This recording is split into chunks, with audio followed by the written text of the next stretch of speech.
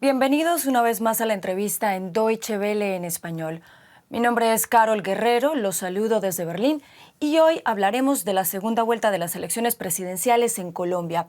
Analizamos el balotaje entre Gustavo Petro y Rodolfo Hernández, que tendrá lugar este domingo 19 de junio con el profesor de Historia y Derecho de la Universidad Internacional de Florida, Víctor Uribe.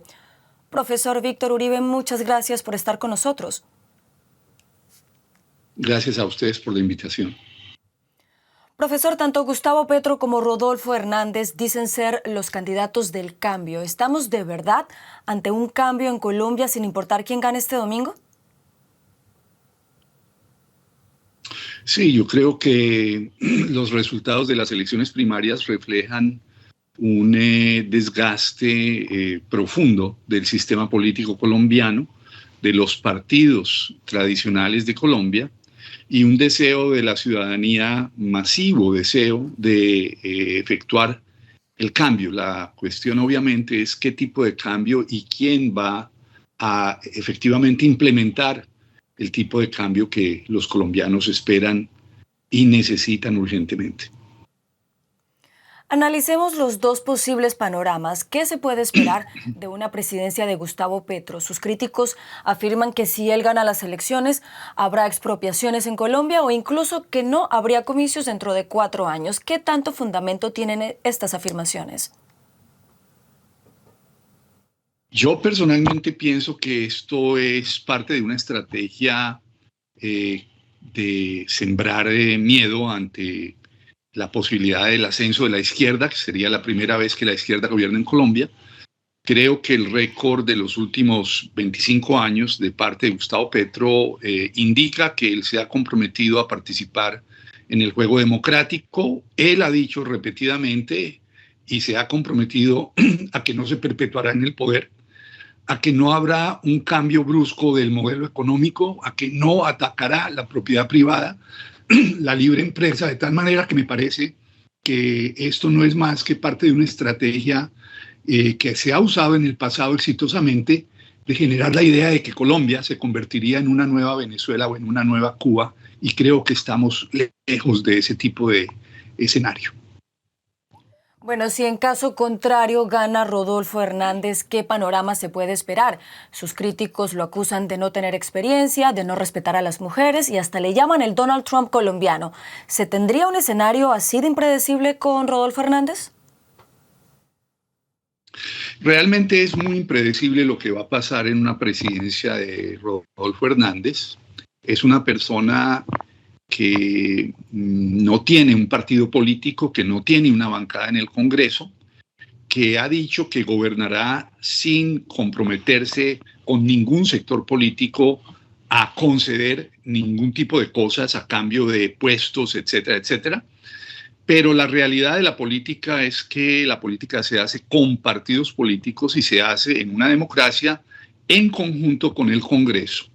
De tal manera que lo que yo pienso va a suceder es que muy poco después de su victoria, si es que se produce, Rodolfo Hernández va a entrar en negociaciones y va a hacer todo tipo de concesiones a los partidos políticos dominantes en el Congreso, y muchos de ellos son partidos tradicionales del establecimiento cuyo manera de hacer política, cuyo modelo político consiste en pasar leyes a cambio de prebendas, a cambio de puestos, a cambio de contratos, de tal manera que yo me temo que muy poco tiempo después de su posible victoria, Hernández va a entrar en ese tipo de negociaciones, y creo que se va a rodear mayormente de sectores de la política tradicional, especialmente partidos de la derecha colombiana, con los que él de alguna manera parece estar sintonizado y simpatiza. Profesor, hemos visto una campaña muy polarizada en Colombia. ¿Cree usted que esta polarización le puede crear problemas de gobernabilidad al próximo presidente del país? Definitivamente. Sea que gane Petro, sea que gane Hernández, uno de los retos mayores del próximo gobierno va a ser la gobernabilidad. Ninguno de los dos cuenta con mayorías En el Congreso, Petro tiene una bancada importante, pero esa bancada por sí sola no es suficiente para pasar leyes y para pasar reformas significativas. En el caso de Hernández, las cosas son incluso mucho más serias porque él simplemente no tiene representación prácticamente alguna en el Congreso, tiene 3 personas. Y creo que uno y otro van a enfrentarse a la necesidad de buscar una manera de lograr una coalición suficiente que les permita implementar reformas. Me temo que en el caso de la llegada de Petro, le van a bloquear muchas de las reformas que intente pasar porque del lado de la derecha hay una mayoría en el Congreso y a él le va a quedar bastante difícil gobernar. Creo que lo que más fácil podría hacer sería dedicarse a implementar las leyes que fueron ya pasadas durante las negociaciones de paz, que son leyes que se ocupan de una serie de temas estratégicos que tienen que ver con reforma agraria, con la economía del narcotráfico, con reforma política, etcétera. La ventaja es que esas leyes ya existen, él no tendría que entrar en nuevas negociaciones para pasarlas. Y en el caso de Rodolfo Hernández, me parece que, de nuevo, lo que pronto podrá suceder es que volvamos a la política más o menos tradicional y que todo se vaya en declaraciones grandilocuentes acerca de la lucha contra la corrupción, pero sin una sustancia muy significativa detrás. Tanto uno como otro van a confrontar otra situación muy grave, que es la situación de la economía colombiana. En este momento Colombia está enfrentando una deuda externa enorme, un déficit fiscal gigantesco y la necesidad de una reforma estructural de las finanzas del Estado colombiano. Y todo eso va a generar suma polarización y creo que va a haber movilización social, sea que gane uno u otro candidato, y esa movilización social podría traducirse en cosas parecidas a las que recientemente sucedieron, jóvenes en las calles, protestando por el costo de la vida, por la falta de educación, por la falta de empleo. Y si estas protestas se vuelven masivas y regulares, creo que los próximos 4 años en Colombia van a ser años de muchas dificultades en todos los ámbitos, en el ámbito económico, en el ámbito político. Sigamos hablando de esos desafíos, profesor: seguridad, la pobreza, la desigualdad, la lucha contra las drogas, minería ilegal, cambio climático. ¿Cree usted que los planes de gobierno que presenta cada candidato tienen propuestas realistas y viables para hacer frente a todos estos retos?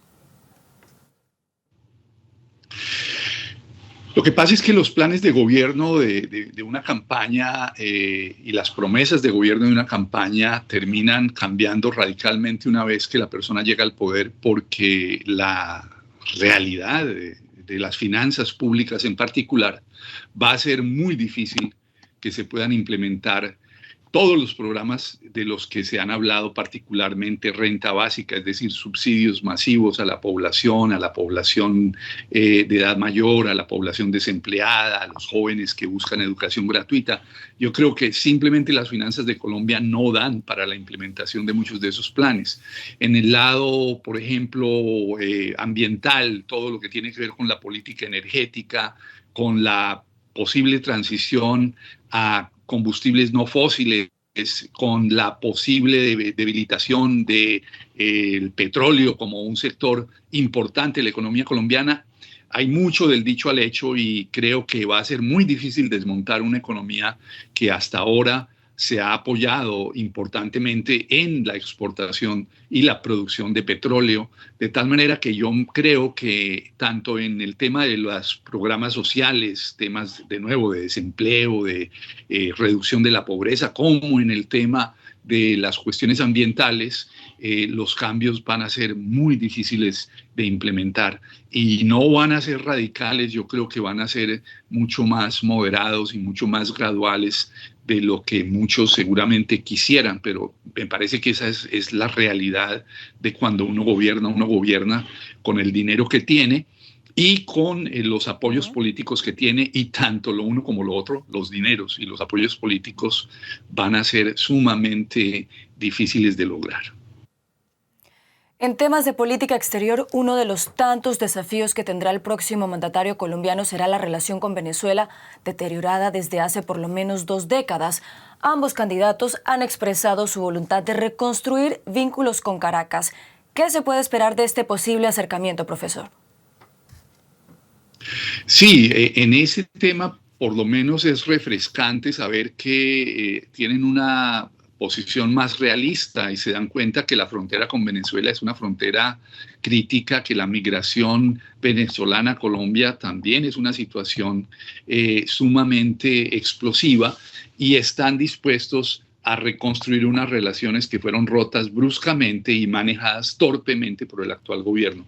Yo creo que en una reconstrucción de las relaciones con Venezuela uno se imaginaría primero que va a haber mucho más flujo económico en la frontera, ese flujo se ha habido entorpecido de nuevo por la interrupción de las relaciones, que va a haber una discusión de cómo contener la migración y de pronto repatriar venezolanos a Venezuela. Muchos de los venezolanos, cientos de miles de venezolanos han migrado a Colombia y aunque el gobierno actual ha estado dispuesto a ofrecer programas de inclusión en la economía, la realidad es que es una migración bastante difícil de manejar. Entonces yo pienso que eso más los temas que tienen que ver con el control de la seguridad en la frontera, con lo que se sabe que es la presencia de grupos armados colombianos en áreas venezolanas que entran y salen porque les conviene resguardarse en Venezuela, donde son menos perseguidos que en Colombia, todo eso seguramente va a cambiar